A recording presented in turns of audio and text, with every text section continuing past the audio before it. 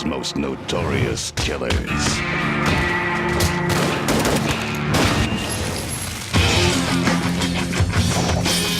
The Collector. Tarantula. Hi, I'm Sassoon Coby, and I recently got a chance to get my hands on Wet, Bethesda's upcoming, over-the-top, bloodthirsty third-person shooter. Rubi. We don't yet know exactly how the story will pan out, but your first mission is to intercept a black market organ that's being handed off in some shady underground deal. However, it's likely that the story will play second fiddle to the outrageous action, based on the few levels we got to experience. Wet is no standard third-person shooter. There's no cover mechanic, you don't really need to worry about ammo, and you have a samurai sword for close combat. As the tutorial explains, the point of each level is not just to get to the end, but to leave a bloody trail of corpses in your wake, and to dispatch enemies in as stylish a manner as possible. Thankfully, the game makes over-the-top executions a simple affair, thanks to responsive and intuitive controls, and a very helpful auto-targeting system. When you start an acrobatic move, the world slows down around you, giving you plenty of time to pick out targets, as well as take out those who are automatically selected.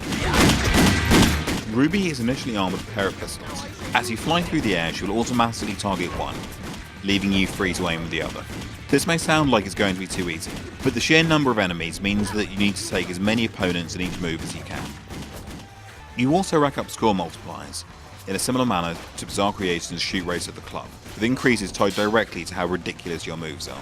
Sure, you can just walk around shooting people in the face if you like, but would it not be cooler to do so while sliding headfirst down a ladder, or doing an acrobatic flip off a lamppost? We think so. When sliding and leaping, you have full 360-degree targeting, and the camera swings around to follow your targeting reticule while you leap.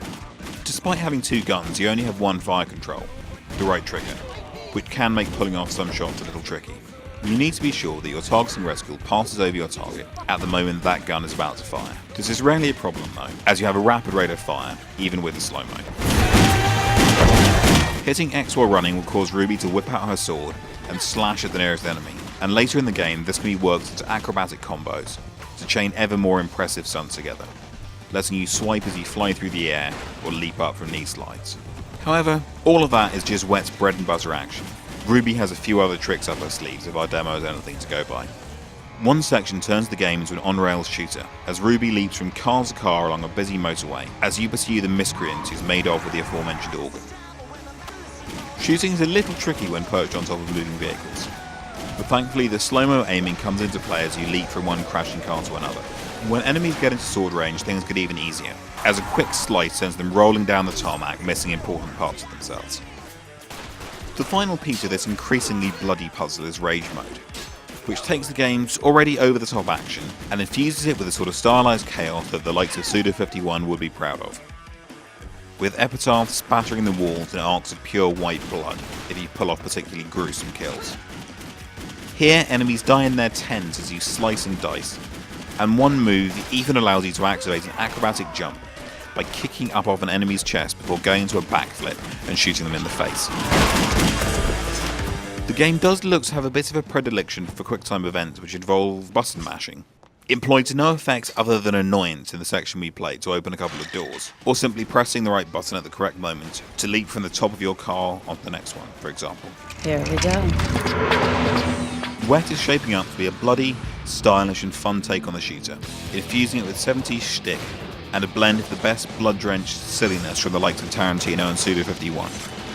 Eliza Dushku's been lined up to voice Rubi in the final game, with other voices being provided by the likes of Malcolm McDowell and Alan Cumming, so expect to see a fair few cutscenes showcasing their vocal talents as the increasingly ridiculous story comes to its conclusion.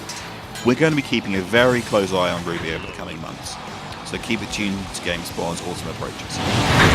Live to tell about it.